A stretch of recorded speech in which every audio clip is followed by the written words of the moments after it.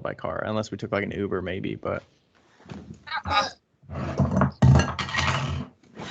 All right. What's happening? Hello, Miss Pink. How's it going? Good. So good. Thanks. I don't know what I friggin' hope I don't look like white trash tomorrow when I wash my hair for the first time. I probably already do. It's gonna be, right? So. What? This is the brightest it's gonna be. Yeah. Are you like setting the mood here? What are you doing? Well, this candle smells so good. Candles burn too. Just Becca, we're big fans of you. Yeah, they listened to our Really? Kurt episode and they were saying they love you. We're both like cracking up listening to your podcast. yeah, we like. Oh, thanks. I love you guys too. It's like a love triangle with Ryan and, well, I guess it's a square. Yeah, that too. Where's it? Okay. No, I- Count. They got a new Cool. mic all for us. You know That's what? You good. said that and I was like, oh man, they bought a whole mic just for us. it's our little brother is always trying to get me to do like online gaming with him. So Now you can do it. now I can get in and school him and his friends. Yeah. Mhm. Yeah. Fortnite or whatever. The cats are also afraid of it, so it's been really fun torturing them. Past couple. How are they afraid of it? I don't know. It just It like looks like a weird spider kind if of. I pick it up, I it'll don't make know. lots of noise. Like it's just Oh.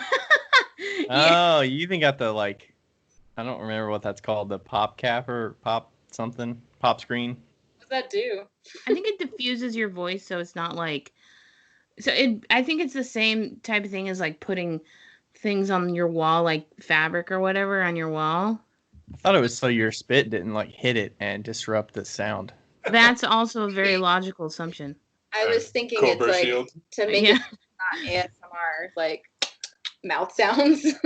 Oh, Okay, what does that mean? ASMR. What does that What mean? does that stand for?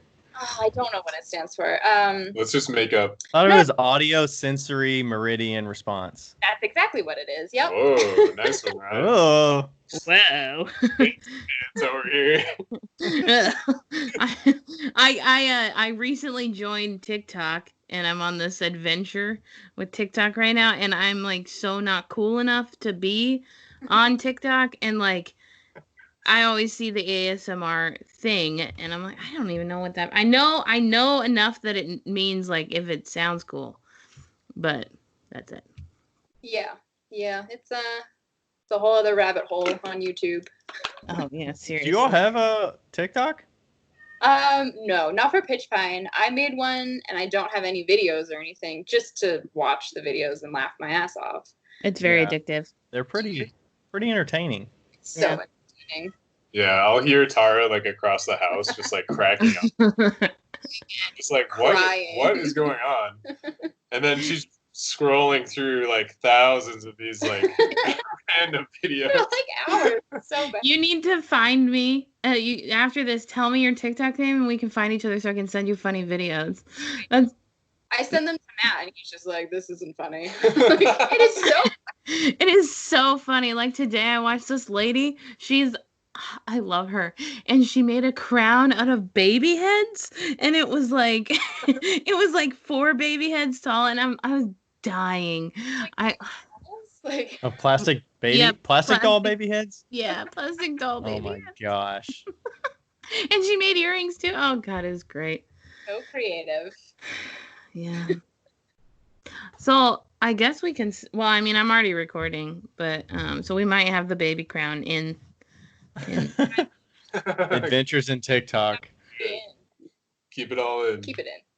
Yeah, Keep just it in. keep Going it. live. We did that earlier, or we did that last week with Kurt or whatever. So it was fun. Yeah. Tell us who you are. All right. We are Matt and Tara. We run Pitch Pine Pottery, and we're a little small ceramics business. We Where are you located? We are in Santa Fe, New Mexico right now. We're originally from Plymouth, Massachusetts, Bourne, Massachusetts area, so near the Cape. And we moved here last year, early 2019.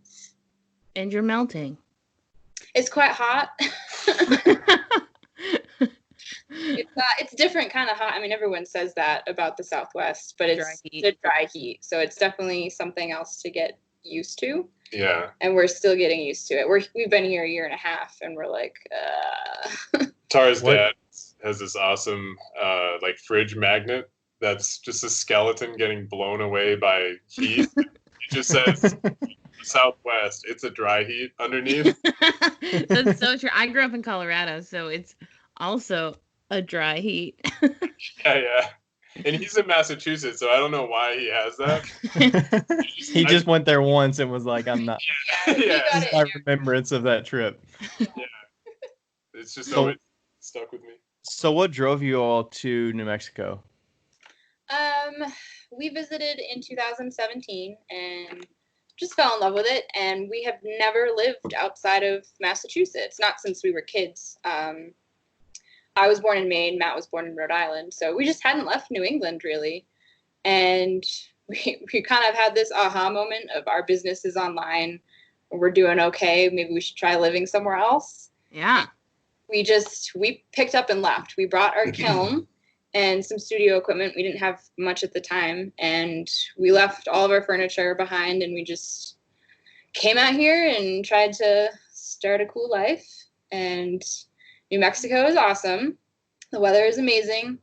And we've been kind of figuring it out and finding our footing here ever since. Yeah, we don't think we'll be here forever, but Santa Fe is kind of like the perfect staging area for us to go on all kinds of trips to the western states. And as East Coasters, this is all so new to us that we're just like, all right, cool, let's go explore Utah, let's go explore Arizona, and which we haven't done yet. Which because have you all gone much past like the middle of the country before when you were in Massachusetts, or did you pretty much explore around that area in the east? A lot of the East Coast, and then I came out to California years and years ago for a cousin's wedding. I didn't see anything, so we really done much. And I had never gone west of the Mississippi. Yeah. Wow. This is all new for us. Yeah, that must be great for your photography options and stuff now, Matt, right? Yeah. Yeah. It's hard to beat, for sure. I feel like your style is very, like, it just kind of fits in Santa Fe, I suppose. And, but like I've actually never been there, but I do know that like the style of art down there. And my mom is always like, you need to go to Santa Fe because you'd love it, blah, blah, blah. And I just never, I'm like one of those people that if somebody tells me to do something, I'm like, good, I'm not going to do that. So I'm the same. Yeah, we're the same way. Santa Fe it's pretty incredible. It's crazy expensive. Yeah. I mean, everyone says that about their town these days, but it is very expensive here. So even it's a tourist town. Yeah, even looking into next year, we're thinking we might move out of town just to try to save some money. I was going to ask is there any financial benefit in the move from Massachusetts to New Mexico, or was it more just change of scenery and having the funds to move and kind of make that jump? Just a change of scenery, really. Yeah. I mean, I think actually where we live now is way more expensive, ironically, than where we were in Massachusetts, which is renowned for being incredibly expensive. Yeah, Cape Cod. So we really just came out here for the experience and to just broaden what we had seen, what we knew. We really wanted to just like put ourselves in the desert. Like we've never been anywhere like this, and we've learned a lot like by putting ourselves in such an uncomfortable place. But it was just time for us to cut the cord. hit the road. Because did you all both kind of you all have known each other a long time, right? So you kind of grow up together and got married and all that stuff. So you've known each other since you're teenagers or something? High school. We met in high school, my senior year, his junior year. So 17, 18. And Yeah, we did. We definitely grew up together, and we moved around a little bit in Massachusetts, not very far. And then really what spurred it was us getting married, and then we went on our first like vacation together, which was our honeymoon, and we went to Iceland, which was a huge dream for us, and we camped all around Iceland. And when we came back, we were just like, there's more out there, and we should probably start exploring it. Yeah. We were like hobbits, like seeing something This or is the farthest I've ever been. Yeah, our minds were just blown. We're just like, wait, we don't have to live in like Plymouth? I want to see mountains. Yeah, it was a very formative experience, and then we just haven't been able to shake that since. It's just kind of in our blood now. Yeah. So I don't even know if Ryan knows this. When I moved to Washington and then I started doing pottery, I got a job in the town that I'm in right now, but I wanted to like buy a trailer and then put my studio in the back, like a toy hauler trailer, and put my studio in the back of the trailer. And so I could like kind of like move it around. And then I was planning on figuring out some solar situation for a kiln. Like a nomad. Dumb. And and I couldn't get financing for the trailer because it's a quote unquote luxury item. And I wasn't living at a house. And so it like fell through, and it was probably one of the better things that happened to me. But I've like deep down inside always wanted to live in a school bus with like a kiln in the back and like travel around. I don't know. Yeah, that's the dream. It sounds awesome. I feel like it would be way more awesome as a painter. Yeah, like the resources and storage, I guess, would become a concern depending on what you're painting. But can't believe how like kind of equipment as a potter that you would need for that thing and the power. So heavy. Ooh. Yeah. I did not know that. So you sell your stuff pretty much online. Do you ever do like in-person stuff at all, or are you kind of just like, yeah? We're all online now. Years ago, before Matt was even full-time working for Pitch Pine, I did local shows. Yeah. I enjoy it a lot. But if you're doing it all by yourself, there's a lot of hauling stuff around, and my family helped when they could, but even the vehicle that I had for a while, like I couldn't even fit anything to, have a tent that I could pop up. Yeah. Right. Properly display everything, and I really wanted it to be displayed well. And I just, after a while, when sales were picking up online, I was just kind of like, yeah, I think I'm done for the in-person for a little while. Yeah, totally. I know a lot of people that are like, yeah, I'm good. I definitely miss seeing people. I mean, face to face, that's really great. Talking to people and making those connections. You don't get that as much with like just Instagram. Mm-hmm. Yeah. It's just different. And it's hard to just pass up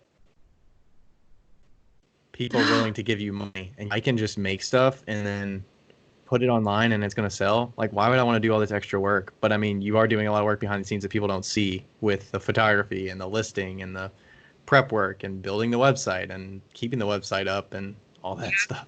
There's a lot of work that goes into that still. I mean, like the day of a restock when we're putting new products online, we're going nuts. Like, we have so many things to do. We forget to send out the newsletter. We forget everything. And and there's two of us still. So yeah, still a lot of work.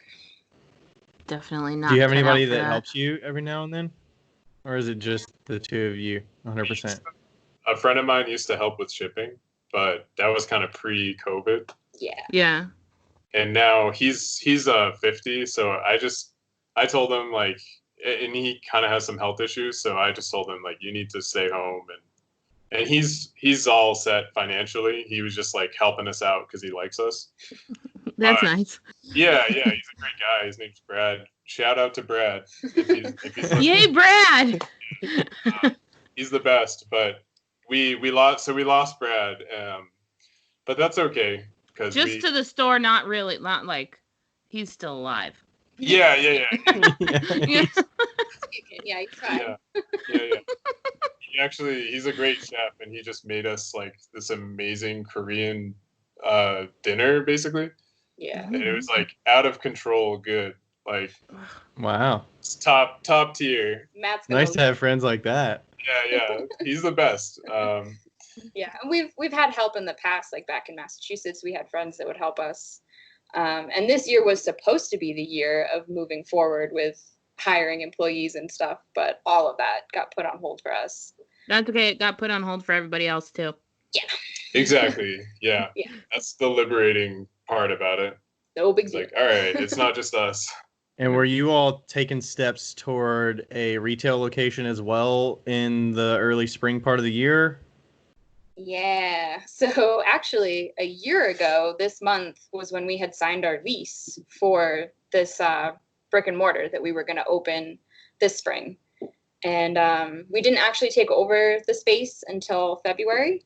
And there was a lot of work to be done. It was a great building, but it had been neglected. So we had a lot of painting and renovation stuff to do. We got started on that. And then COVID happened around March and we halted everything. And then things kind of shit hit the fan from there. Trying to negotiate with the landlord to lower rent or let us put off until we could actually open. And he turned out to be not very kind about it. And we are now currently still dealing with that situation. We had to gear up, and now. Yeah. Was that going to be a retail and studio? Were you going to move the actual studio there as well, and it was going to be all in one? We were kind of going to have like not a fake studio, but we were going to have mostly like a demonstration, like a demo area that wouldn't really be for production, but just demonstrating in front of the public. Yeah, for fun, which smart. Yeah. So we both, getting a little off topic, we both worked at a museum back in Massachusetts, and that was my first job within pottery, was actually demonstrating for the public making pottery. So I saw how that affected the museum. It was a huge draw. And then people would go to the gift shop behind us, buy a pot, and come out and be like, "Oh, could you sign the pot for me?" And I'm like, I don't know if I made that one, but okay. Yeah. So we knew it would be just a really great draw to bring people in and see how it's made and then maybe buy something. Yeah, especially in a tourist location. Yeah. I think we kind of talked about it like right when you were about to open, like when you announced. I messaged you and I was like, unsolicited advice, boundaries. Yes, but it was good advice. I mean, we had big plans, and with COVID and everything else that's happened, we realized that we have other plans now. Plans change. Yeah. We're not really trying to scale up. We're not looking to make a bigger impact or anything. And we're trying to focus on our happiness and saving up for a house. We've never bought a house before. We'd like to buy a home someday. So yeah, kind of currently where we're at. Yeah. Nice. How old are you guys? I think I know, but just tell us. Our birthday. We actually have the same birthday, and it's this month, August 21st. So I'm gonna be 30, and Pat's gonna be. I'm gonna be 29. Wow. Hey, that's the day before we released our first episode.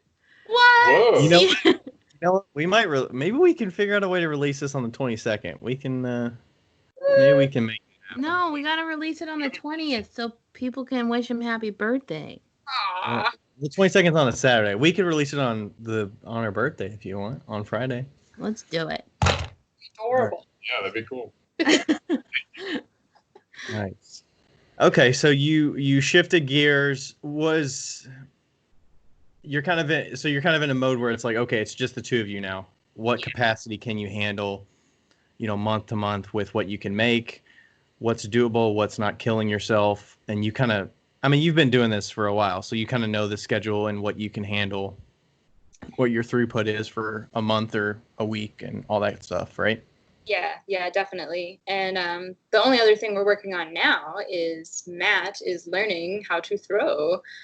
Oh. He's been learning off and on for a while, but I need him for so many other things that are very important, like shipping and photography, which he got amazing at. So there's just a lot to distract him with. And he was like, I really need to throw with you. Like, you can't be doing all this all the time. So we're working. What about trimming? Do you know how to trim? He's learning. I'm learning. He's learning. Trying to learn Very it all. Good. Rebecca Graves actually told me when I went down there, she was like, yeah, I start everyone on trimming first. And I never would have thought of that. She starts everybody on trimming because then it teaches them what center means. And like it puts it more into perspective of what that is. And then when they start to throw, it makes more sense. And I was like, what? I think the dryness of the clay was part of what she mentioned too, that you can understand the different stages of the clay, leather hard and the, what's softer than that, what's too soft to trim, what's, ideal and all that stuff. I'd never heard of that. That's really smart. I'd never heard of that. And I was like, whoa. Like, well, if you're using the gift and grip and stuff, because that's what she had, right? She uses the gift and grip, which it still just shows them what that means and like what, and like literally, like the first job that they do is to trim stuff. That's brilliant. Cool. Well, smart. Try some of that for sure. Yeah. Yeah. You're gonna love it. Smiling. She's like, yeah, what's in store? I'm just a lamb to slaughter. He's doing really good. He's doing really good. And he helps with glazing and stuff too, which is also a huge help for me right now because glazing slows you down and I don't know how much people know. Do people know that Matt contributes as much as he does? And can you talk about how you kind of divvy up the work? Like what does it look like between the two of you with like beginning of a restock start? I think you just did a restock or whatever. Like what is the next like 4 weeks and how do you divvy up stuff between the two of you? Yeah, right off the bat, Matt is fully in charge of all the shipping. So he spends a few days doing all of that. And typically we have about 100 orders, kind of depends, like anywhere between 100 and 120.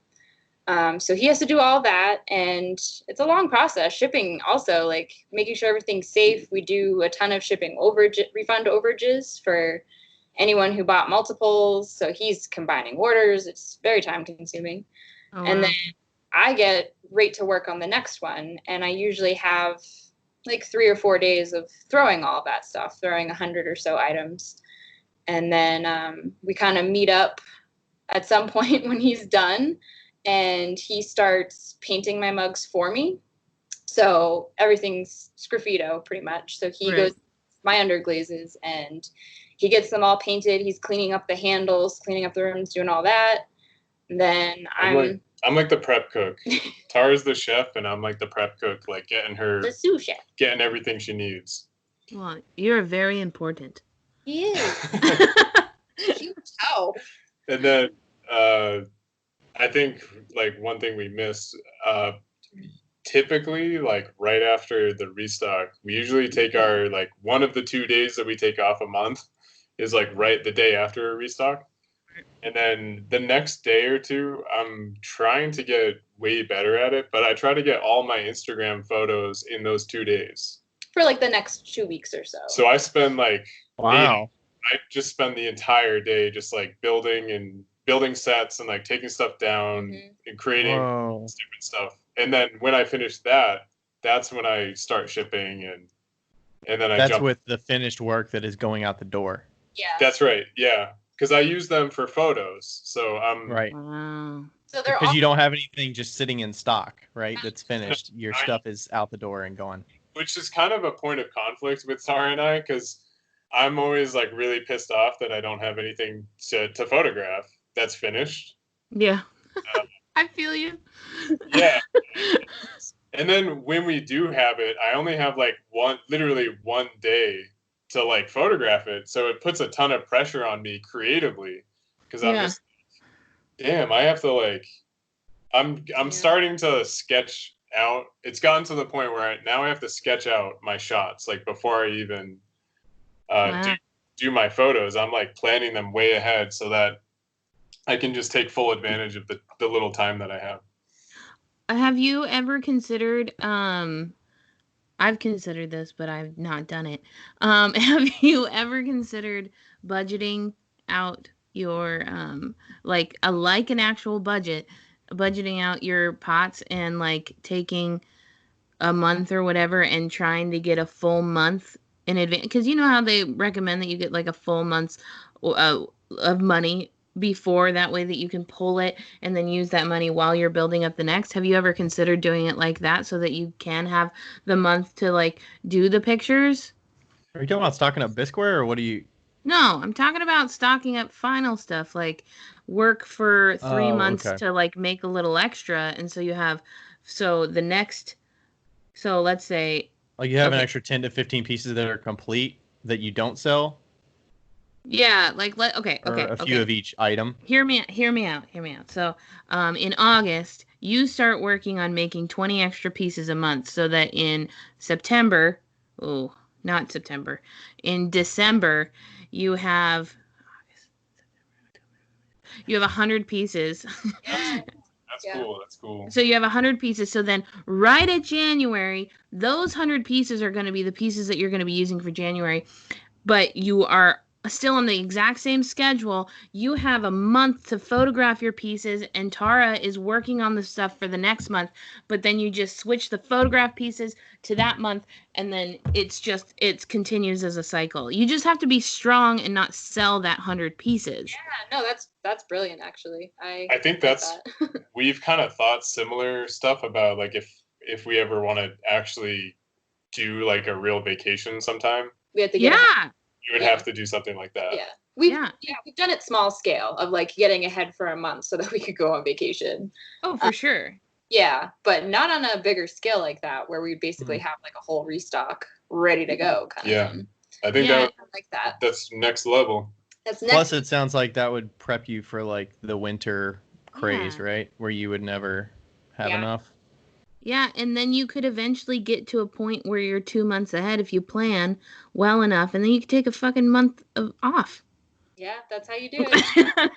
I'm gonna start planning this now. I'm ready. Like it.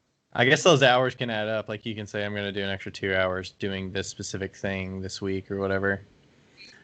But do you change your styles and your work a lot month to month, that it's like, is it going to look stale 4 months later? Right? Or it could. Or is it like a best of series at the end of the year or something that it... Yeah, that's cool. I feel like this year we really found our stride with designs. We do have plans for like very specific things for the fall and winter, for the holidays that are more intricate, more fun. Yeah.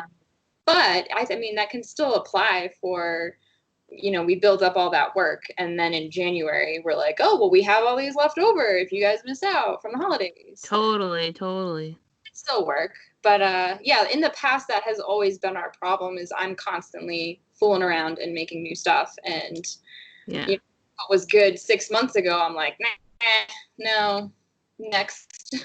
It took me 5 years. 5 years to finally get it. Like the style. Yeah. I feel like I'm approaching it. And it's about 5 years for me, too, of running Pitch Pine. So I'm getting there. Is that just a matter of getting the reps in and just making thousands of pots and getting them out to customers and like gauging responses and figuring out in the numbers of like how many people are actually responding to this over these other designs? Definitely. Yeah. And then also mix in like what I want to make. And I get real sick of things sometimes, and I have to put it away for a while and then bring it back, but maybe reinvent it a little and try to make it something that I'm enjoying again. That's why I did the mystery box sale this year. And that's why Ryan did it too, because I have all this old pottery that I'm like, that is gross. Like, ugh. Someone will like it for sure. Yeah. And we both did this. We just did a mystery box sale, and I just packed the shit out of them. It was great. It was. I sold like $4,000 in work, and I was like, oh my gosh, this is amazing. Yeah. Wow. Yeah, so if you have old pieces, mystery box sales, people love that crap. I'd be down, yeah. I mean, yeah, right. It's fun, like to get like a secret package. Do you all have seconds that stack up throughout the year and you sell them at a certain time and stuff like that? We did that once. I've been using them actually for experiments. Oh, cool. Yeah, so photograph experiments. Yeah. Where they might break, and I might otherwise get upset about this. I can let him use those ones. Yeah. Like the dunking stuff in there and catching the. Sure. Yeah. Gluing them to things and flipping them upside down and. Yeah. That sort of thing. Throwing them. There's a lot of stuff that I want to try to do, but Tara won't let me do it with actual sold pots. Like at the end of a restock, he's like, "Can I stack these like up to the ceiling?" And I'm like, "Dude, sold, counted for." I did that the other day. I stacked up 8 mugs on top, and I took a picture, and I was like, "Oh God, I'm literally wrapping these up to give them to somebody." Yeah. Love to test those boundaries as potters. Plus, Matt, as a photographer, do you feel like old pictures are stale? You're like, that's old news. Like, we can't put old pictures up. Yeah. I think I feel like I have that to such an extent that it's actually a bad thing, because if you look at a lot of content creators, they recycle content pretty frequently. Mm-hmm. And like if you just look at influencers, they will post like photos from all throughout the last few years, and kind of they're able to get away with it. Whereas I just feel like for our work and our particular audience, they're kind of, I feel in some ways like they're kind of spoiled in a way. And I have to like constantly reinvent like the wheel in a way to keep people engaged and like keep them coming back. And so I just kind of always have to find these like tricks up my sleeve. And because of that, I do get sick of like older work because I feel like I've moved past that. Yeah. I mean, I feel like your all's aesthetic with your grid and everything just like elevates your business and your brand up to a point where it's like you're a potter and a photographer. Like you can't, and on Instagram, like you can't be a better pairing for like the medium you're in to like gain an audience and sell buyers and stuff like that. Like it's perfect for that. Oh, thanks, man. Yeah. I haven't looked at your grid in a while, and I'm looking at it right now. Shit, man. Like the amount of time it's like, man, I'm lucky to like post something. Oh, dude, I literally posted a video on TikTok telling people not to buy my stuff. I was like, I'm just here. It kind of backfired on me, but but like, yeah, this is amazing. I'm like taking pictures in front of garbage cans. Ryan, I don't know if you know this. I told Tara a while ago, I was actually watching a movie while I was texting you this once, like at the theater. One of my students is in love with you, like your stuff. Aww. And like so much so. And like I actually didn't really follow you before that. She's like, "Have you seen Pitch Pine's work? Like, I just want to do what she does." And I had to like rein her back. I literally had to be like, "Okay, but let's learn how to center first." Like, you know, like you know, she wasn't good at the beginning. I had, you know, I always have to be like, nobody's good when they start, you know. And yeah, so that's when I started like figuring out what you know, like talking to you and seeing your stuff, and it's totally not my style at all, like your pottery isn't, but I do like it. Thank you. Yeah. And yeah, we all suck in the beginning. We do. Except for this guy who's freakishly good at certain parts of it, and I'm just like No. See, that's the thing though. You're not at the beginning because you have had years of experience of watching, and people completely underestimate the power of visuals. And you know, you can have kids that have never dribbled a basketball but have watched so many NBA games and they can shoot it no problem because they've got that visual learning under their belt. It's huge. Yeah, absolutely. Yeah, that's a really good point. Definitely. Yeah. So anyway, yeah, that was my story.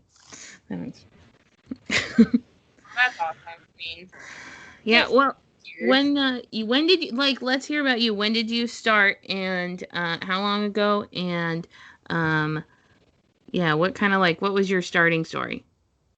So I went to college back in Massachusetts and always loved art. I was doing a lot of painting and drawing at the time, and I didn't touch clay really until college. And about halfway through, I was freaking out because I could see like the loans that I was accruing, and I was like, I don't know what I'm doing. I don't know what I want to do. And I was just taking a lot of art classes, and then I ended up taking a ceramics class. And I kind of just had this moment of like, I'm going to get good at this. I'm going to get so good at this because it's the hardest thing I've ever tried, art medium wise. And it turned into, class after class after class. And I ended up leaving with it as my concentration. So I have an art degree, concentration in ceramics. And I had no clue what I was going to do with that because Instagram had started, but it wasn't what it is now. I really didn't see anyone doing their business on Instagram. Yeah. Following any potters. It was very little then. It's like 2012.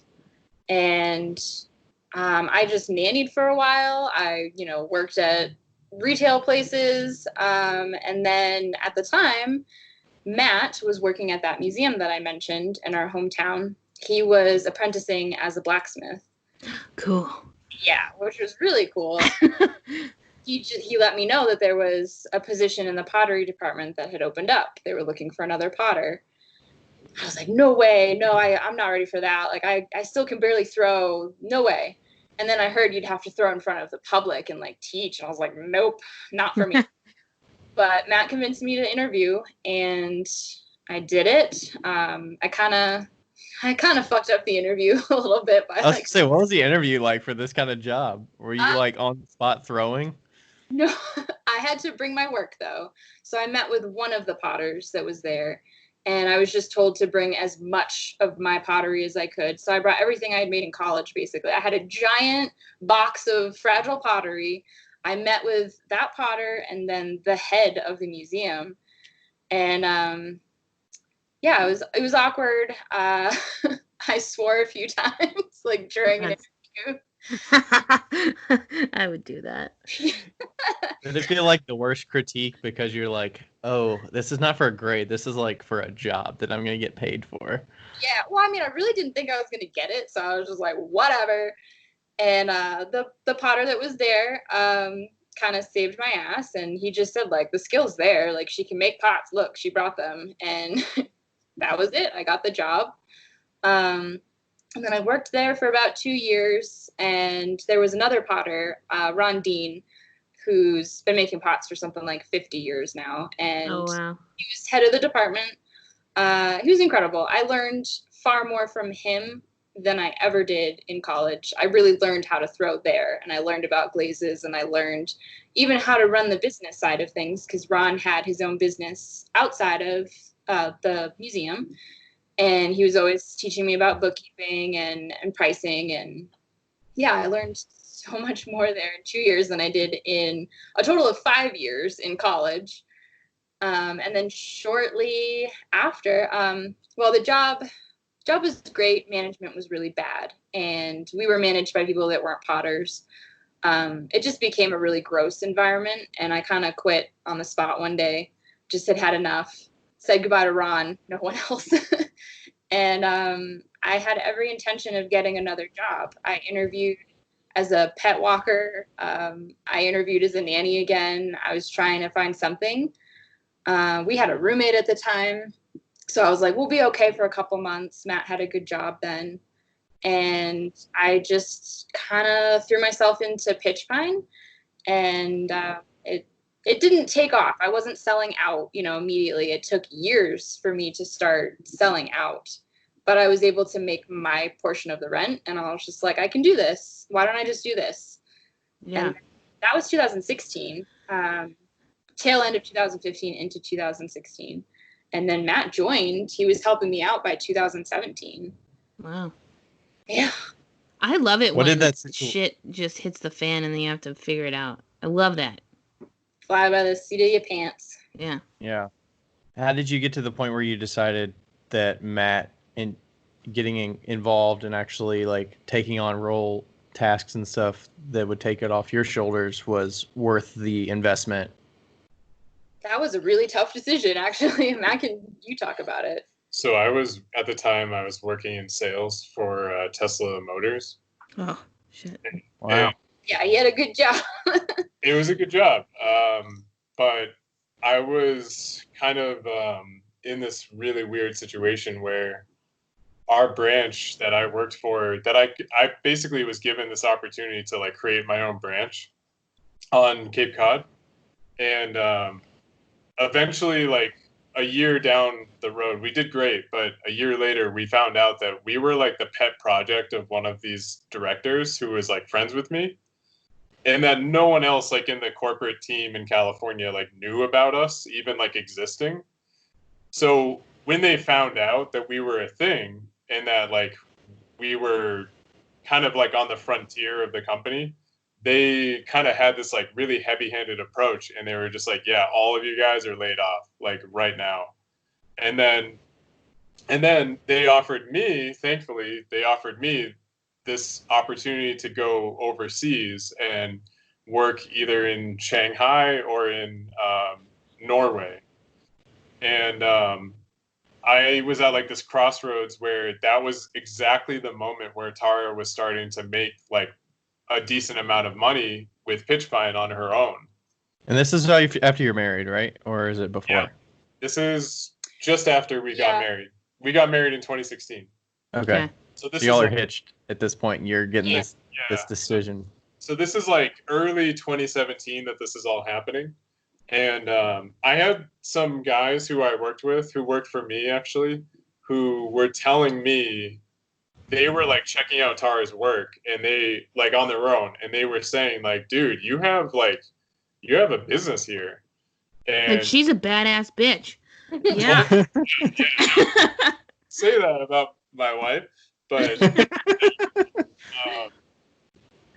it was actually these guys, these like random guys who were kind of like, they were the voice of reason to tell me that I had something going for me and I didn't need to like move to Shanghai.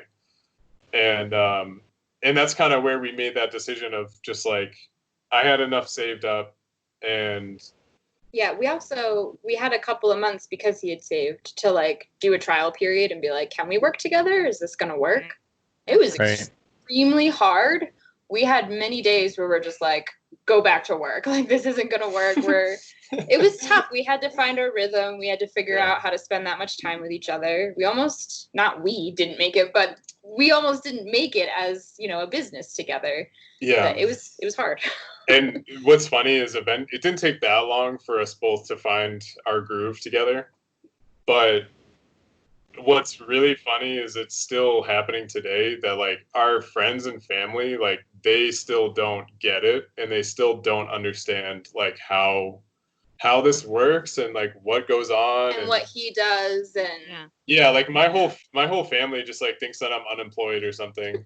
And they don't understand that it's a 2+ person job that you're both taking the burden of and owning together and building together. No, because we don't come from families of artists, and I think it's really weird for our families looking at us. They don't know what to do with us. They're just like, I get it. It's very odd, honestly. And for me, like, I just think my family is composed of just these workers kind of. And so for me to like be a business owner and to be like assisting my wife, like that's like unheard of. Yeah. You're just like, I don't know what he does. He just plays like Call of Duty all day or something. And do you both have siblings as well? Yes, we do. Yeah. Okay. Yeah, I have a lot of step siblings, and then I have a couple of blood siblings, and they're all on the same page of just, they don't really get it. They're proud, I think, but we don't really talk about it. Like they don't really ask me anything.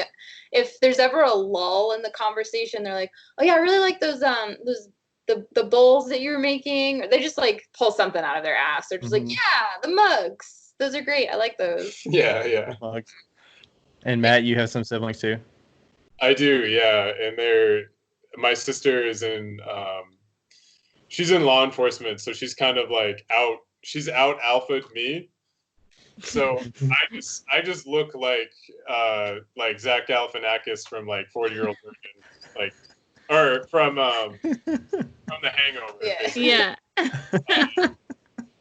So it's hard to get any respect in here, you know? Yeah. Well, he has a lot of family history in law enforcement in the military for the men. So yeah. So I'm like, we're on a different path. I'm just like a pathetic like weakling, basically. Yeah. Oh gosh, I get it. How is the? Oh, go on, Becca. Oh, I said my mom told me, she was like, I think I sent her something, and she was like, you know, Becca, I don't always understand what you do, but I always appreciate it. Yeah, I feel like that's something my mom would say to me. Your mom's really sweet about it. Yeah. She's proud of you. Yeah, it's a weird dynamic for sure. But we're kind of both reaching the age where like we don't really care anymore, like what people's perception of us is. We're getting there, yeah. And we're able to pay the bills, so what does it matter? Right.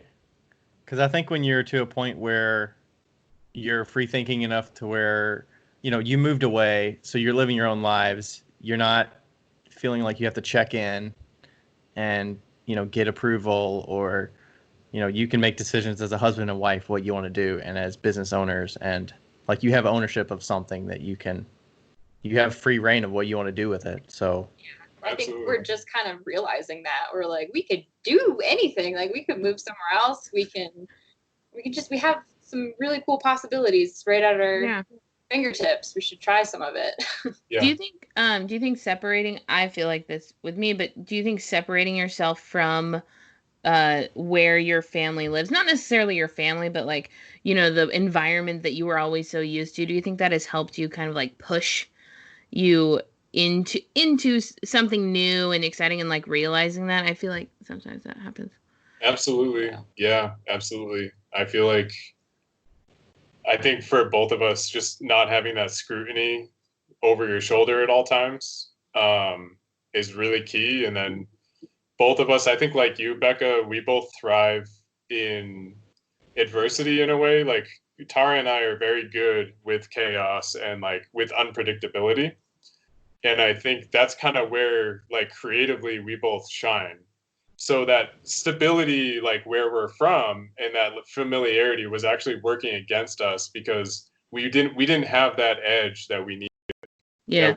We've both like kind of found this year, like we've got our edge now.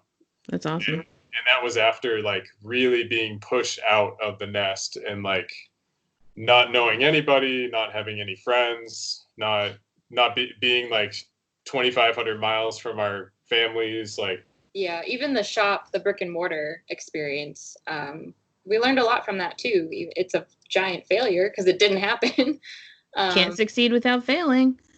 Yeah. But we kind of analyzed the reasons why we were doing it, and it didn't feel like the right reasons anymore. We thought maybe our family and our friends and whoever else would take us more seriously. So there was this because you have a brick and mortar and people can come visit you and see actual work and there's a shop, we can come see it. And then most of our family's wouldn't be able to come see it. We realized that very quickly. And then COVID happened. It's like, okay, no one's coming to see it.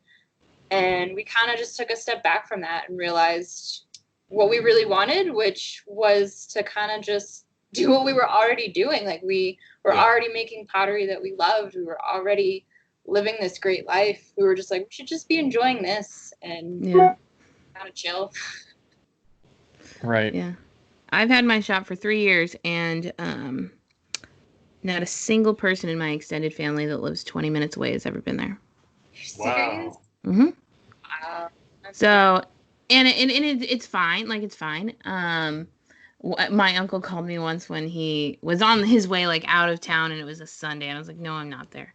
But, I mean, I think that it's important to realize that you have your own path and not to rely on the people that you can still love those people, but they may not be there for you, you know? And it's, it's kind of like a hard thing to like, to like reconcile with, but I feel you. I'm on the same type of path right now, and like realizing that it's so important to realize what your initial goal and your initial intent for your life and for your business is, and to stick to that, and not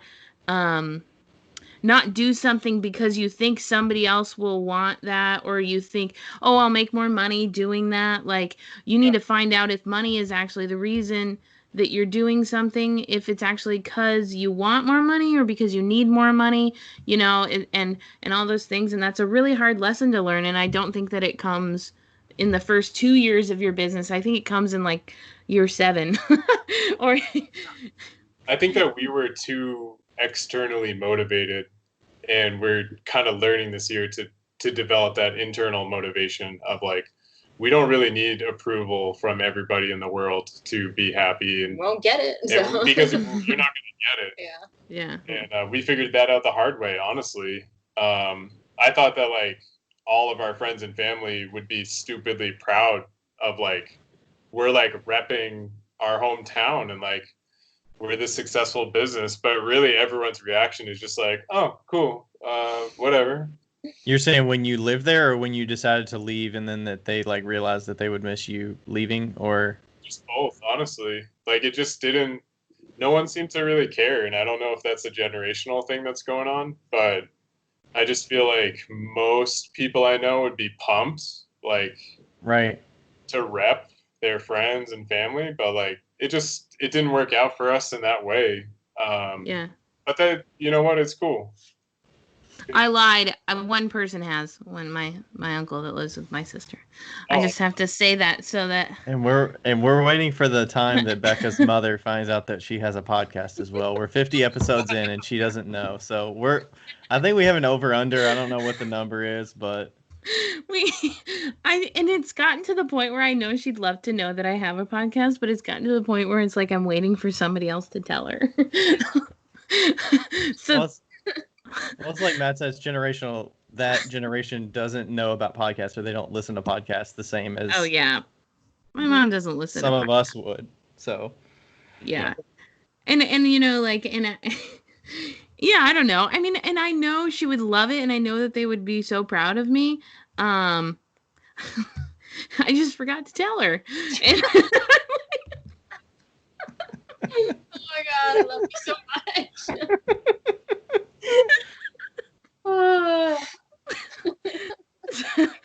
So there's that.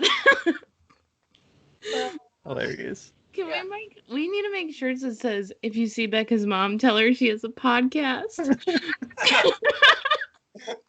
Oh my gosh. Well, maybe she does.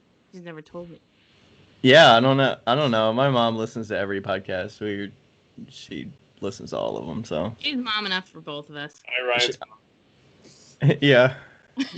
She texted us after one of the episodes and was like telling us about the financial stuff as soon as it was over.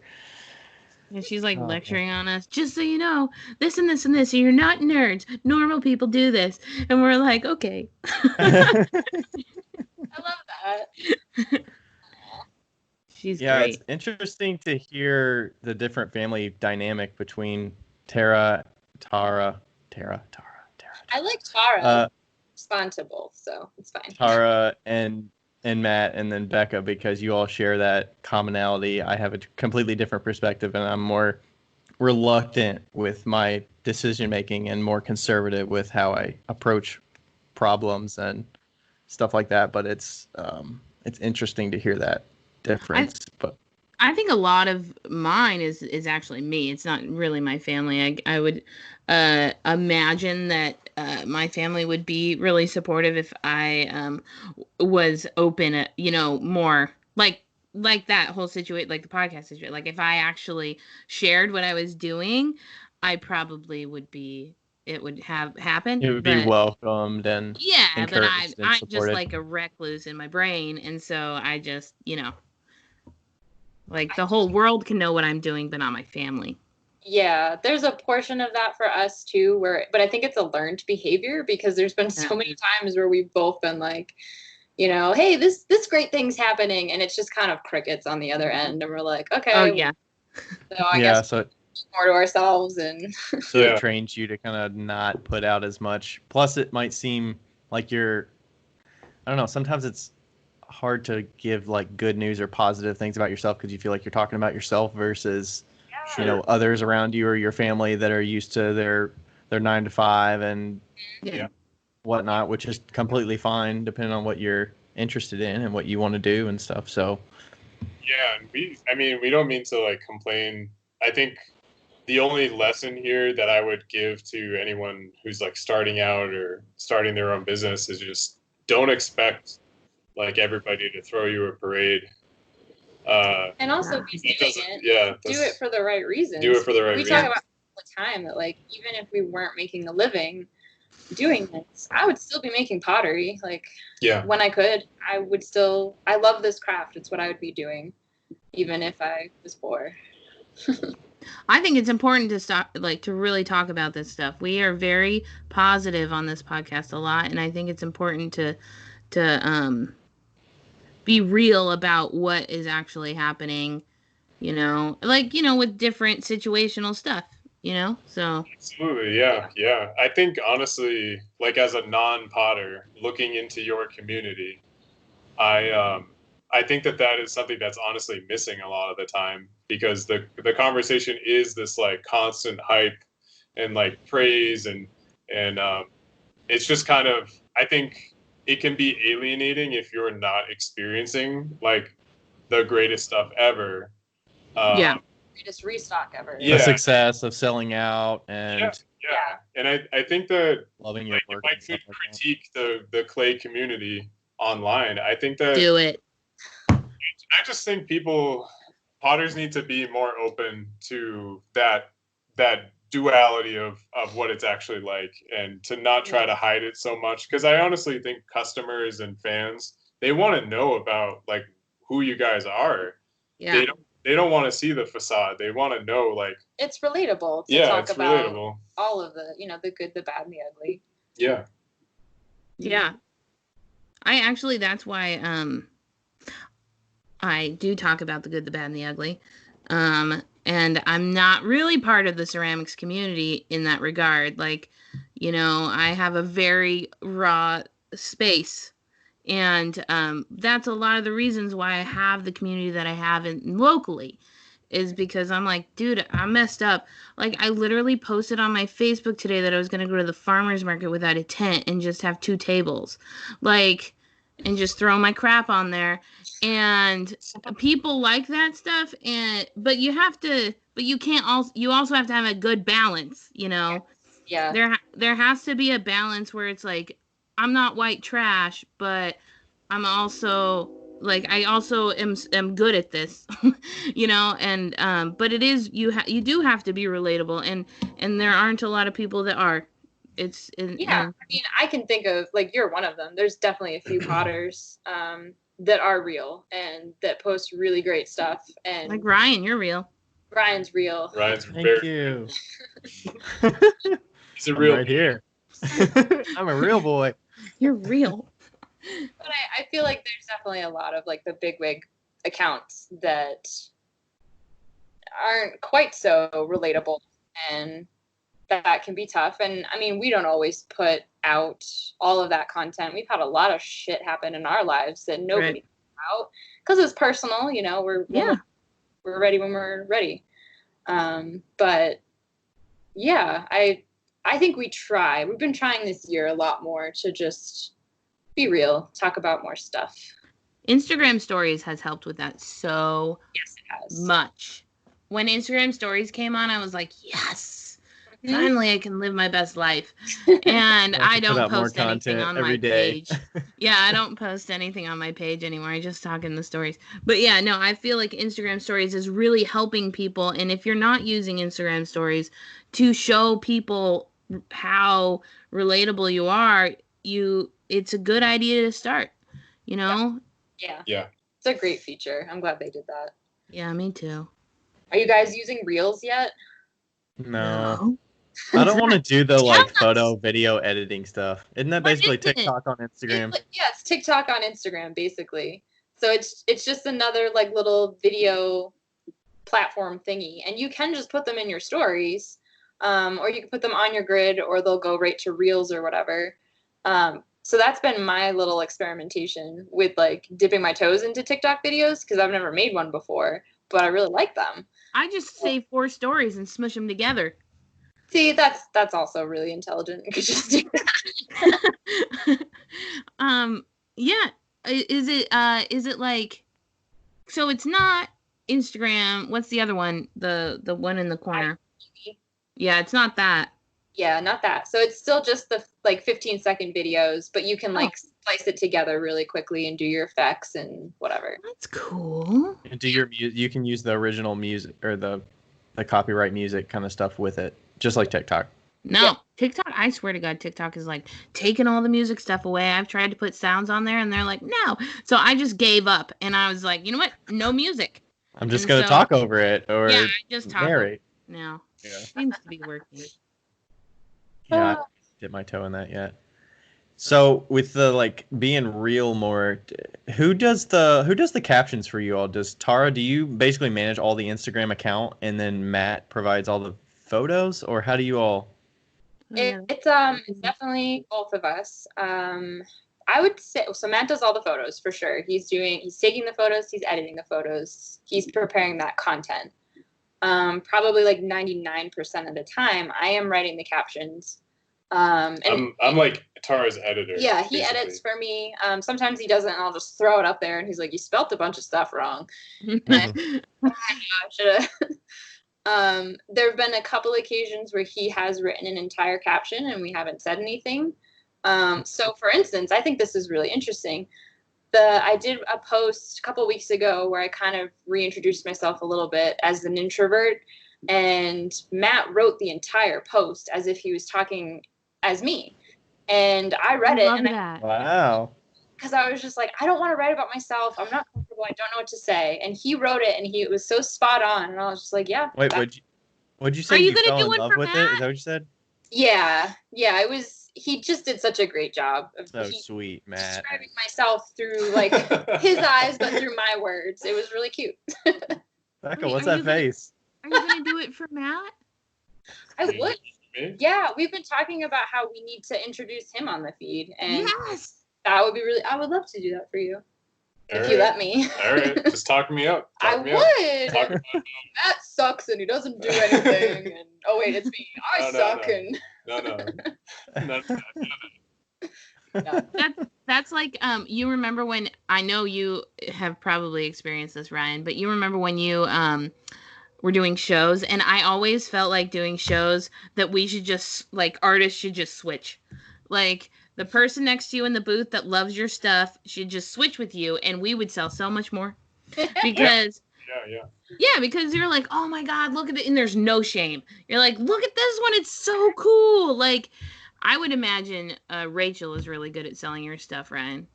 Not as much. No. Because I have these like things that I say. And then she'll like try to do that, but it's like half of what it was, or I don't know. I think it's a learned skill of figuring out people's facial cues and like their body or their nonverbal communication of like what they're doing and what they're interested in, and like picking up whether they want to talk to you, whether they're not, whether they're just browsing, and like how much you want to commit to that conversation or not. It's kind of, I don't know. I could sell your stuff better than you. Do it. Come over here. Come to a show here in Cincinnati and do it. Maybe I will. Let's do it. You can join me in the booth one day, and I'll eat my lunch and I'll see what you got. Rachel, fly me out and we'll do it. All right. I want to do that. I want like video of that. Look at this olive oil bottle. Look at this. Good in there. Cincinnati's not ready. I'm not ready for that pink. Oh gosh. So Tara, are you replying to all the DMs and the everything like that? Yes. So I get pissed at Matt if he answers any of my DMs. Because he marks them as read, and you're like, oh gosh, I missed that. Yeah, I'm like really bad at it too, because Tara will be like talking to one of her like actual friends, and I won't know that they're like friends. So I'll go on and I'll just say like, thank you, person. Like, dude, that's my friend Abby. You can't talk to her like that. I get pissed. Yeah. If I ever see him take my phone and I know he's like, you know, checking in on comments and yada yada, because I'm like tired and I don't want to answer anyone, I'm like, put my phone down. Don't you dare answer any of my DMs. I like talking to people. So Wait, you're not logged in on both phones, and then Matt, you can just like. No, he's not allowed. Just Tara's phone. Oh no. I feel like I kind of do that to Ryan with the Wheel Talk podcast one. I'm more of a leave it unread so that I can get back to it. And I'm more of a read it, realize that I read it, try to find heart the it, unread, and then that's it. And then heart it, and that's it. And then that's it. The heart feature, I like that one. Yeah. I often feel bad for Tara though, because that's why I try to step in and like do some of that work, because it's exhausting work. Just mentally trying to keep up with everything, and it's a lot of responsibility. And I think that's the other thing that like doesn't get talked about enough is like the social media is like a whole nother full-time job. Right. Do you have your phone here? Can you tell us how much time you spend on Instagram per day on the activity part? We did this with Kurt, and I think his was about 3 hours. I didn't realize you had almost 80,000 followers. I thought you were at 30. Yeah, I'm at like 3 hours. But I will say a lot of the time I leave my phone like it's open and on Instagram, and I haven't shut it or anything. And so there'll be days where it's like 8 hours and I'm like, I didn't know I did not spend 8 hours on my phone. Yeah. Or you open a video or something and it's playing in Instagram, so it's like, oh no. How many messages do you get a day? It varies. I mean, some days if I'm not like active in my stories, which I don't do every day. Yeah. Just to catch a break. There's not that many. And then there's what's not that many? Like 30? Like 10 to 20. And then on a like heavier day, it might go from like 50 into the hundreds or so. Wow. It just depends on the content that we're putting out there. Yeah, it depends, because our whole page is like, unlike a lot of people on Instagram, we go through this like really high highs and really low lows constantly. Riding that algorithm. Yeah, riding the algorithm. Whereas it seems like a lot of the bigger accounts, they just have this like straight 45-degree trajectory going up, up, up. Yeah, we feel like we have to fight sometimes to be seen and relevant. By the highs and lows, do you mean like you post something and then it gets a lot of traction in the first like 4 hours and then like crickets for the whole next day until you post again? Yeah. I mean, you can check our feed. We'll have a post that hits 4K, and then the next post after that will hit like 1,200. Which is good still. Like, that's great. That's fine. But it's frustrating. It can be frustrating, especially when it seems like a lot of the bigger accounts, they're just like, oh wait, every post is just like topping the next higher and higher and higher. And Ryan, I don't know hard to fight that. I don't know how much you guys want to talk about it, but this is another thing, looking from the outside in to the pottery community. I love this. I really, really wish people would talk more about how fraudulent some of the stuff is that you see in the bigger accounts, because it is shockingly easy. I actually did an experiment on like a throwaway account that I made on Instagram. It's shockingly easy to buy likes and comments and followers. Yeah. And you can actually create like the complete illusion of a real engagement. Like you can actually create organic engagement and buy it. Yeah. And it's not just limited to, these silly companies and influencers and stuff. It's definitely infiltrating the arts. Yeah. Which is frustrating. And because we're all organic. We've never done that on Pitch Pine, and it's just us. You're talking about a single account that's representing like a brand, not an account that's curating and pulling videos and top posts from the top accounts. Yeah. That grow that way. Yeah. And I think, I mean, you can see it if you look for it. But I just think that there's kind of like, there's two worlds happening in the Instagram pottery community. There's kind of like the like AstroTurf world that is like in many ways fake and has been like not organically driven.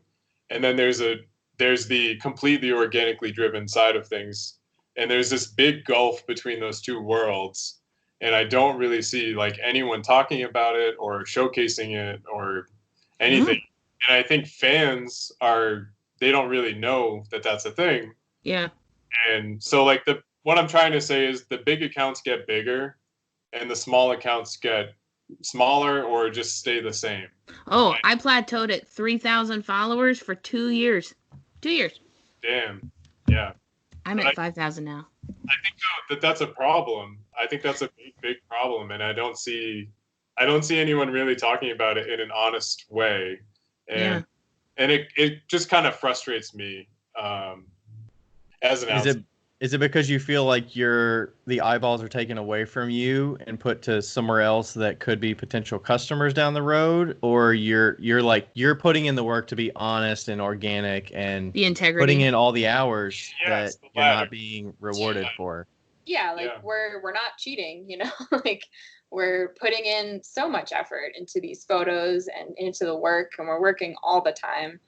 So it's definitely frustrating to see other people whiz by and they're cheating. Is it like engagement number, or is it, you said if you look for it, is it like looking at the number of likes with the number of followers they have and the engagement, and then you're just like, well, that math doesn't add up. They're like 1% engagement, which is not. Yeah, there's that sometimes, but there's kind of subtle cues. Honestly, like you can kind of trust your gut in some instances. Like if the work is not great and it's getting enormous engagement, that's a big red flag, because why would that be going viral and be going viral every single time? You know what I'm saying? Right. Oh yeah. Well, also, I mean, like what I think is really shitty work might not be. Okay, yes, totally agree. But what I think might be kind of shoddy work, might. Sometimes it might appeal to a wider audience that doesn't have the knowledge of like the pottery community, knows what's good form and what's not, or something like that. There's something to that for sure. Yeah. And I'm only knowledgeable about this because of my experience within the photography community on Instagram, because that community is rife with people who have boosted themselves up into like the elite levels, and it's all fraudulent. So I'm just taking that experience and I'm looking at the pottery community and just seeing some similar trends happening where I'm just like, all right, this is kind of disturbing. And I wish that there was just more knowledge about it and people like working to, prevent it, or I don't know. I mean, I just wish it wasn't possible to buy that stuff. It's so silly, but yeah. To buy followers. Like having bot accounts, and you would get detected and you would get shut down, or they would kill those accounts and then the engagement would drop off because those accounts have been closed. Or it's gotten sophisticated though. Like depending on who you listen to, like my understanding of it is that the bots have basically won the war, and that the Instagram cannot keep up, and it kind of gave up trying to police it about a year ago. Interesting. And there was another aspect to that where I came across companies that are actually paying real people with real accounts to comment and to follow and to like. So some of those accounts are actually real, but they're being paid to do that. Yeah. Which is something I wasn't aware of until a couple months ago. So wait. So wait, what? Okay.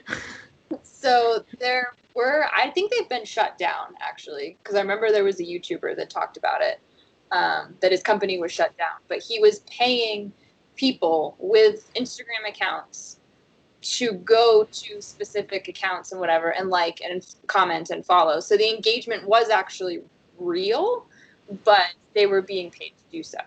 Interesting. So if you went to their account, no, it doesn't look like a bot, and you're just like, oh, that's real. That's a real person.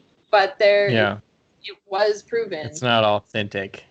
Yeah. Yeah, and the real trick, if you're really good at it, not to encourage anybody, but the real trick is to basically fake it till you make it. You want to create the illusion that you're this big deal, and then what's that going to do? It's going to actually attract real people, because people look at that number and then they follow. So if I can buy enough followers to get me to like 100K, well, then now I've got this actual large group of real people who are now seeing me and following me because they see that number. And it doesn't reflect like my work. It doesn't reflect my skill or my knowledge. It's just the numbers game.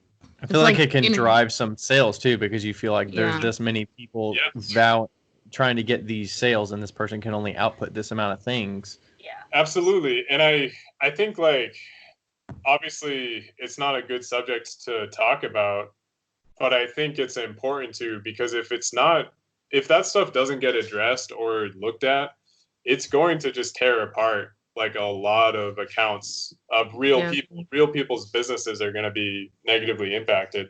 And I don't mean ours even, because I think that we're fine. But it upsets me to see so many people working hard and to just like not get the attention that they deserve. Yeah. Jeez. Yeah. Whoa, that's heavy. Fucking Instagram. Talk about happy now. I was thinking this when I saw so for some reason I was looking a few weeks ago, and like Diamond Core Tools, their account wasn't showing up on Instagram, and I like reached out through Messenger like after I saw it come back, and they were like, yeah, somebody hacked our account, blah blah blah. So I was like, oh man, I better put 2-factor on my account and like make sure it's secure, because this is like a business asset at this point, especially for like you all that rely on it. Like if Instagram went away, like how would your business be affected? It's like one of those things that you're using it for free, like in quotes. It's like, man, you got to secure this asset that with that high number, like you're more vulnerable to people getting in your account and like wanting to take hold of it, because you have a lot of eyeballs on your stuff. So it's crazy. Yeah, it's scary. We've talked about that a lot in the past. And for a while, pre-COVID and everything, everyone was kind of talking about like, well, what if Instagram just gets shut down? Like, what if it just, flakes out? What if it's just gone? Like, what would you do? So that was another reason for wanting to sell in person at the brick and mortar, was to kind of diversify a little bit, just in case. I definitely do not see Instagram going away anytime soon. That fear is not real. But I definitely do think about like hacking and stuff. I think gotta do what you can. So you have a newsletter, right? Yeah, I was gonna ask about the newsletter. How many people do you have on that? So I'm not super tech savvy sometimes. It's over 1,000. Yeah, but we had a lot more. We had a website on Wix that we weren't using to sell on, and we had a decent amount there. And then I tried to transfer them, and I lost them. Oh no! I just had everyone like resub, and it happened really quickly. We got back up to like 1,500 or so. So it's fine. Hilarious. Did you still have access to that account where you could like send a last email that says, by the way, if you still want to be on our mailing list, go here to sign up again, kind of thing? Probably could figure that out. Yeah. That wouldn't be a bad idea. Maybe you don't lose. Did you have like 1,000 over there too? We had closer to 3,000, I think. Yeah. It might be worth putting an email or two out. Just be like, by the way, if you haven't heard from us, this is why. I fucked that up. Shit happens. And there's like one guy in Indonesia who's like, yes. Finally. Finally. Which one? That's so funny. Do you ship internationally? We do. Okay. I have a question. I have to ship to England, and like how much does it cost to ship to England, or like to a country over there? Like a mug, you mean? Or... Yeah, like a mug, like under 3 pounds, I guess. Probably under $35. Okay. First class. Yeah, I feel like it'd be like 25 to 30, something like that. Yeah. I mean, you'd know. That's for like like my weight that I usually use is 2.8 pounds. Okay. Even if I'm below that, that's like my standard. Oh, cool. And I'm almost always below that, but just so I don't get like ripped off by the system or whatever. And they still have to pay something when they receive it too? Is that right? Depends on the country. Yeah, it depends on the country. They may have to pay a customs fee, but I think... know. Oh, yeah. Go on.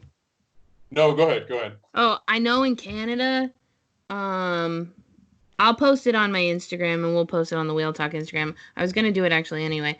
I got a screenshot from Rebecca and it's actually like the customs code that you need to use for Canada for pottery specifically. Oh, interesting. Yeah, so I'll send it to you guys. But that's what I've used, and I haven't heard any complaints for Canada, but for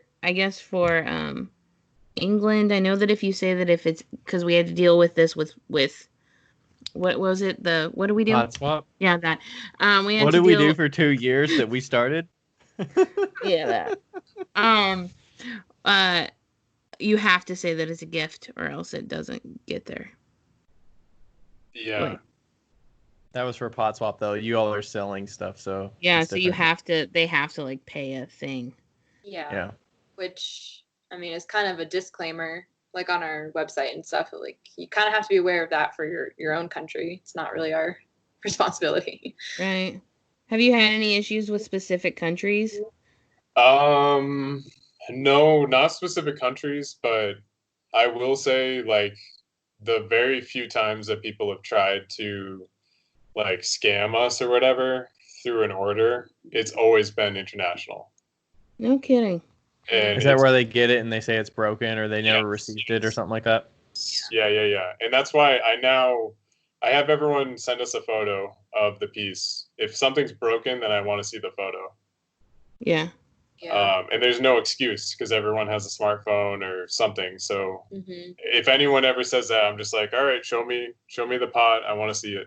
We don't typically have like too many run-ins with any issues. But we did have an international customer like last year who pulled the like it never arrived, it's lost in the mail, and I was like, well, we still had like another week before the deadline, and I was like, actually, it's probably still on its way to you. Can we hold off a little bit? And he just kept demanding a refund, and then because we were on Etsy at the time, he was able to open a case file and they can, freeze your account and keep you from selling if it's disputed and da-da-da. So we ended up just refunding him. And then I like watched the tracking for like another week or whatever, and it arrived and he never contacted us. And it was just like, oh, okay, well. And you all had to decide that because you're like, what's the risk here? And then Etsy wasn't like going to give them a refund. And then you all take it up with them. Because it hadn't arrived. Like technically it was not delivered. So they're just like, yeah, it could be lost. They weren't really defending us or helping us. And I think we have restock coming up and we're just like, just refund the guy, like whatever. Yeah, it's not worth costing you thousands of dollars to not be able to sell your stuff. Yeah. That doesn't happen often. Usually we have the nicest following. We have the nicest customers. Yeah. I mean, there's people that have been following us for years, and I've talked to some of them on the phone. Like when I've gotten sick and stuff, they're like, I'm a nurse, let me call you and talk to you. And I'm kind of like, well, okay. But they're just like a little weird. They're so nice. There's so many of them that are just incredible. We're very lucky. It's like challenged my perception of the world because until Pitch Pine happened, I was like very much like, oh, the world is a terrible place full of darkness. And then we have like thousands of strangers who are just like, let's shower you with money and love. And I'm just it's true. Wait, what? This is a weird... Yeah. I had a lady call me and her mug arrived broken and she was literally crying. And she was like, I'm so sorry. And I was like, why? You're like, why are you sorry? I'm sorry. And she's like, I just know how hard you work and I'm so sorry that it broke and all these things. I'm like, dude, man, it's fine. Yeah. That's happened to us too. People are like, I'm so sorry to be writing this message to you. It has arrived broken. What can we... I'm just like, chill. It's all good. Like, send me a new one. Send you another one or get a refund or something. Oh, I love people.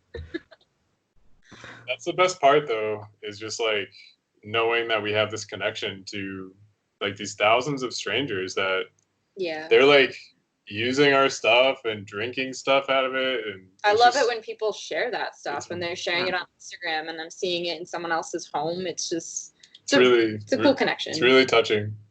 Yeah. I think that we should, I feel like we're coming close to an end-ish, but I think that we should have a chat about cats because, all of us like cats, and I know that Ryan can talk for at least 45 minutes about cats, and I just feel like that hasn't happened yet on this podcast, and I know you guys like cats. Well, I know Marvel walked across here. Yeah, have you heard Hanu at all? I wonder if he's gonna come up in the sound because he's been walking around meowing. I have not. I've seen him jump up in the window, but he's in the corner right behind Matt's shoulder. No, that's Mook. Mook. Oh, never mind. I lied. So it's you don't know the cats well enough, Becca. You don't watch the stories enough. He's walking around saying it's his birthday. So yeah. So you have two. We have two. Yeah. They're more like dogs than they are cats. Yeah, they fetch, they snuggle. They're very dog-like. And they're both rescues. Hanu we got 4 years ago. He was at a kill shelter in New York with his brothers. They all had ringworms, so they were just going to be put down. Mm-hmm. And I know, it's so stupid. I hate that stuff. And there was another shelter in Massachusetts that they're called the Odd Cat Sanctuary, and they purposely rescue normal cats, but cats with diseases and disabilities. At kill shelters and stuff. Yeah. So she grabbed them, and I was actually going to meet one of Hanu's brothers, and she brought all three brothers, and Hanu immediately started biting me and crawling all over me and acting crazy, and I was like, nah, I want this one. I want the crazy one. Ryan literally, nobody can see this, but Ryan literally grabbed his cat. Here's Marvel. She was laying on the ground, so. She's adorable. Well, she was walking across here trying to eat my pasta, so I had to move it in the other room. She is very food insecure and like wants all the food. Yeah. Okay, what about the other one? So Mook over there, we don't actually know any of his story. He just showed up at our house when we were in Massachusetts. He showed up at our front door in the middle of the winter. We were living on this farm, kind of in the middle of nowhere.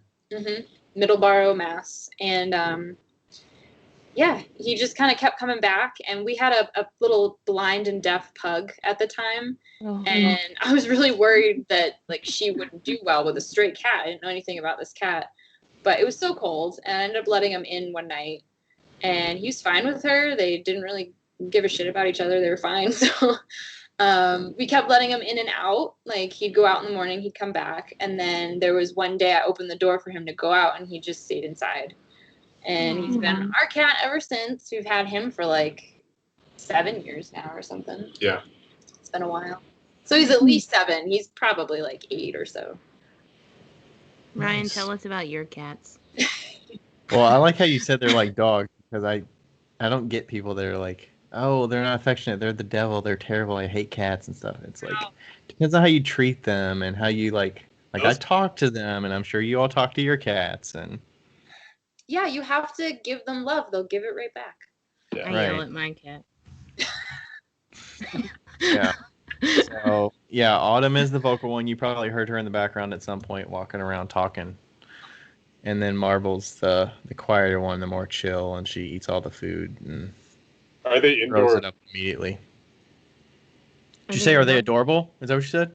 No. Well, they're adorable for sure, but are they indoor cats or outdoor cats? Yeah, they're both indoor cats. Okay. We've had some scares with them getting outdoor, but where you leave a window open on accident, and then Marble gets out and runs under the deck, and then we look for her forever in the house in all the spots, and then we warm up deli meat, put it outside, and then she comes right to it in 30 seconds. Wow. That's smart. We're goners. We're like, what happened? We don't know where she's at. And you freak out. I don't know if you've ever had those moments. I don't know if your cats are your cats indoor only? They're indoor only. We've had a couple of scares too. And actually the one big one, we thought Mook was gone, and we had just gotten to New Mexico. He's going to get eaten by a bear or a mountain lion. We were running around outside. He was hiding inside somewhere. To this day, we still don't know where he was because we opened every cabinet. We looked. He was probably behind the dryer. I think I looked behind the dryer. I don't remember. We never were able to figure it out. He was just gone. Like, I was looking in, like, holes in the couch, the lining in the couch. Yeah. He was Tidbit hid for 2 days when John left, my old roommate. Aww. And it's Tidbit. Okay, so I have a black cat and then 2 white cats. And Tidbit is the scaredy cat, and she's actually not my cat. Like, it was my old roommate's cat, and he tried to put her in his car 2 days before he left for California, and she pieced out. She was like, no. And so then we tried to find her, and we could not find her. And so he just left, and I was going to bring her down to him. And then she just became a cat. Wow. Yeah. But Lloyd, what? What are all their names? Tidbit, Lloyd, and Floyd. So Lloyd is my smart white cat, and then Floyd is the dumb white cat. Special and cat. He's special. And Lloyd really likes to go outside. They live in the studio full time. And Lloyd really likes to go outside. And one time I was actually on the phone with unemployment, and I'd run to a friend's house for something, and the waitress next door says, "Did you know that your cat's outside?" And I was like, "What?" Lloyd likes to go outside and like sneak out the door, and he's the friendliest cat. And she's like, "Yeah, he's just like having the time of his life. Like, everybody's petting him." And he was out there for an hour. And so she grabbed him and put him in the back. But yeah, they're shop cats, so they love people. The kittens do, not Tidbit. She hides. Yeah. I love that. Yeah, that's a great name.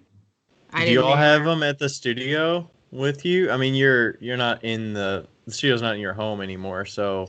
No, it's like 2 miles from here. So we were taking them for a while. Then it started getting really hot, so it's too hot for them there. And, so we've been keeping the door open, and since they're indoor cats, we can't really do that. And then we have a studio neighbor that has a little miniature poodle, scrappy little thing. So it's not really a good mixture. So, no. We stay home most of the time now. We might try again in the winter, taking them with us. Are they cats that knock things off, or are they cats that are kind of gentle? Mostly gentle, occasionally knocking things around, but yeah. Yeah. Yeah. They're good. What about yours? Will Marble or Autumn knock crap off the counter? Or like pots and stuff? No. They're fine in the studio. I mean, I can't let Autumn in there as much because she'll jump on stuff, like not like fresh pots and stuff, but she'll like jump up into the rafter or something like that in the basement. Yeah. Or jump on top of the car. If I leave, I had to stop using plastic in the studio because I would cover all of my pots, and then I don't know which one, but one of them would walk all over the plastic because they love plastic. And you guys talk nicely to your cats. I do not. The majority of it are, "You're such an asshole," and that's a lot. And then I've like had members in the studio and like Floyd like knocked something off the counter and is like, "I hate you." I don't. I love them. No, that happened to us too. Actually, when we first got Hanu and our studio was at the house right off the kitchen, I had plastic covering my pots, and I left him alone in the house, came home, and he had not just walked on them, but he had shredded everything. He had shredded the plastic. He had shredded the pots. Yeah. I don't know how he did it with his tiny little kitten paws, but it was a disaster. A mess. So he's part Bengal. So you have to like, he's like a dog. Like you really have to burn his energy every day. Like we have to really play with him for a while. He howls. Because if we don't like satisfy his like daily quota of playtime, he will just like flip his shit and just keep you up. Like so funny. Yeah, he can be a handful. but he's also like ridiculously affectionate. Once you've done all that playing, then he's best bud. Very sad. Tidbit's the perfect cat. She doesn't jump higher than 3 feet. Unless it's to like perch somewhere, but then she's very she like walks gingerly around things. She's like, where are you from? Yeah. So Becca, Tidbit is like the one that loved you the most, right? Yeah. Tidbit's like a narcissist. Like she's like she only likes me when she knows she's gonna get petted, and she won't she won't come up to you unless you're sitting down. Like and unless it's Ellen. Everybody loves Ellen, including the cats. But like, that's one of my members.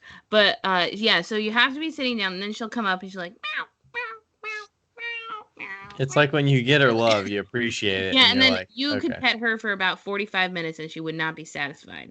But the minute you stand up, she's out of there. Like, peace. But Lloyd is actually the one that loves me the most, like for me. Okay. Loves me for me. And then Floyd is like a mix between Lloyd and Tidbit. Okay. Yeah. All right. So Tara and Matt, which ones do you have? Different ones. Is one of each of the cats like love each one of you, like goes to each one of you? Mook and his mom. Yeah. Mook is a mama's boy. Mook. If I'm going to bed, I always go to bed earlier than him. And Mook's usually like hanging out with us in the living room. If I say I'm going to bed, he will shoot off faster than me and get to the bedroom, and he wants to snuggle. In the mornings, though, before anyone else is awake, Hanu likes to cuddle up on my neck, but he also likes to choke me and like typically how I wake up is he's stepping on my windpipe to get neck to snuggle. And like part of me is like, this is adorable because he doesn't snuggle all the time. He doesn't like let you just grab him and hold him kind of thing. Yeah. So part of me is like, I can't let this end. I need his snuggle, and I'm also like suffocating. So yeah. And they play with Matt. They love playing. Well, I think they think that I'm like one of them, basically. Like I'm a kid too, but then like Tara's like the mom, basically, and then I'm just like one of them. They're just like, oh hey, what's up? You want to play? And but yeah, I think they just think I'm also a cat, like a large cat. Large. Yeah. What about you, Ryan? Marble is like my cat, and Autumn is like Rachel's cat for the most part. Like Autumn's laying here on my desk right now, because she'll like lay on my lap or whatever. So. I have to tell you a story about Ryan. He doesn't know that I'm gonna tell this, but we were all at Rebecca Graves' studio, and then we went back he stayed the night. And so we were all just chatting, and we chatted for 45 minutes about cats. And Rebecca was like, that was awesome. Aww. Like, she's like, what man can just talk about cats for 45 minutes? And I'm like, Ryan. Well, it's one of those where you see new cats and you're like, oh man, I want to like pet the cats and stuff. And then the one comes up to you and the other one's like getting closer, but not really. He's like, I don't really know you. It's like, I feel like that's your most endearing feature, Ryan, is that you're such a cat man. It's very rare. It's cat man. Beautiful. Yeah, it seems like a lot of guys have had like traumatic experiences with cats. We went to a cat cafe in Charleston this week. Was that amazing? It was fun, but there's some of them that want nothing to do with you. Like there was some that like you try to pet them and they would just scratch you or bite you, like nothing to do with you. Really? That's interesting. Like I would imagine that those type of cats like wouldn't be. Well, they had 12 in there at one time, and usually one of them gets adopted every day. So they're in there. They're not in there very long, I would say. But some of them might be. I mean, in the ages range from probably, I think, 1 to 4 from the ones that I saw in there. So. Lloyd, so people come into my shop all the time, obviously. But we had a run-in. Lloyd gets aggressive by different smells of cats.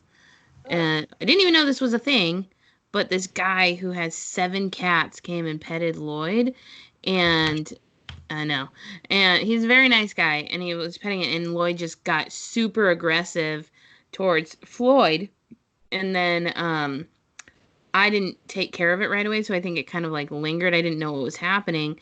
And so now if somebody with like more than 2 cats comes into the shop and he smells like an article of clothing for a long period of time, he actually ends up getting aggressive. And I was like, I'm a little worried for the future to see how he kind of like holds out, but I have to lock him in the bathroom for 24 hours and then he's fine. Oh, wow. Yeah, I can't remember what they call it. It's a specific things for cats, but yeah. Yeah, it's like so crazy.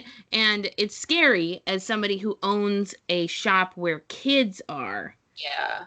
Because if you had an aggressive cat, like it happened with a customer like 3 weeks ago, and thankfully I know now I get the treat bag and I take him to the bathroom and like that's it and just close the door. But like how scary would that be if a cat like got aggressive on a customer? Like that's not okay. Yeah, that's scary. Yeah. There's some of these cat instincts. It's like, I don't know what goes on their mind. There's some like primal stuff that happens when they start chatting with birds and stuff. It's like, I don't know what's going on. Big, their eyes like dilate. Just like, whoa, what's happening? Yeah. He's fine now. Like I haven't had a problem, but if any one of my customers was listening, he's fine now. But yeah, crazy. That's crazy. Cats. Have you guys seen videos of the cat island in Japan? No. No, what is this? If you just look it up on YouTube, there's this island that I don't know what happened, but there's just tons and tons of cats, and it's a really small island. So people will go and they'll just go and like feed them fish and stuff and hang out with them. And there's like a lot of vlogs that you can watch of people just hanging out with these like hundreds of cats. It's really cool. Wow. Whoa. Yeah. Yeah. That could get out of control if they're not spayed and neutered. Get crazy. There's no way you could spay and neuter that many cats. Mm-mm. Not on an island. Lots of babies. We should probably wrap up. All right. So after 20 minutes of cat talk, how can people find you and all that good stuff? So we're on Instagram lots of the time, Pitch Pine Pottery, and then our website, pitchpinepottery.com. We're not on TikTok and we're not on Twitter. Oh, we do have Pinterest. Mm-hmm. We do Pinterest. Oh, good. Is Pinterest good for you all?